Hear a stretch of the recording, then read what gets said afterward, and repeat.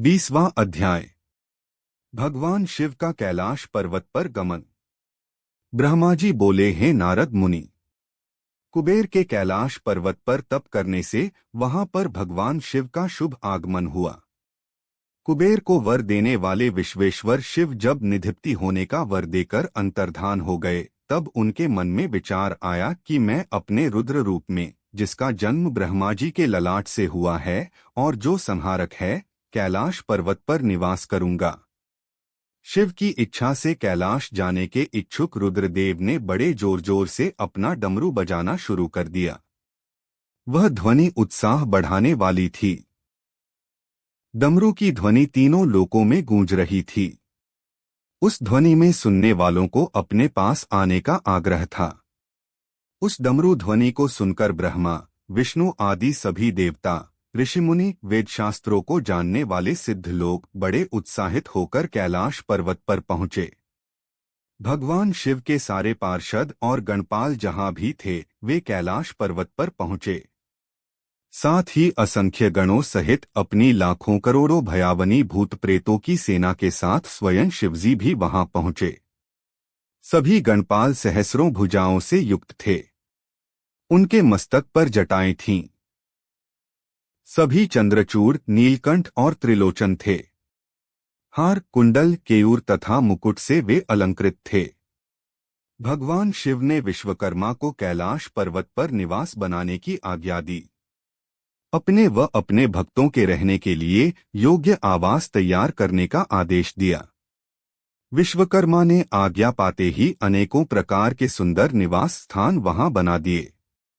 उत्तम मुहूर्त में उन्होंने वहां प्रवेश किया। इस मधुर बेला पर सभी देवताओं, ऋषिमुनियों और सिद्धों सहित ब्रह्मा और विष्णु जी ने शिवजी व उमा का अभिषेक किया। विभिन्न प्रकार से उनकी पूजा अर्चना और स्तुति की। प्रभु की आरती उतारी। उस समय आकाश में फूलों की वर्षा हुई। इस समय चारों ओर भगवान शिव तथा देवी उमा की जय जयकार हो रही थी। सभी की स्तुति से प्रसन्न होकर भगवान शिव ने उन्हें उनकी इच्छा के अनुसार वरदान दिया तथा उन्हें अभीष्ट और मनोवांछित वस्तुएं भेंट कीं। तत्पश्चात भगवान शंकर की आज्ञा लेकर सभी देवता अपने अपने निवास को चले गए। कुबेर भी भगवान शिव की आज्ञा पाकर अपने स्थान अलकापुरी को चले गए। तत्पश्चात भगवान शंभु वहां निवास करने लगे। वे योग साधना में लीन होकर ध्यान में मग्न रहते। कुछ समय तक वहां अकेले निवास करने के बाद उन्होंने दक्षकन्या देवी सती को पत्नी रूप में प्राप्त कर लिया। देवर्षि अब रुद्र भगवान देवी सती के साथ वहां सुखपूर्वक विहार करने लगे।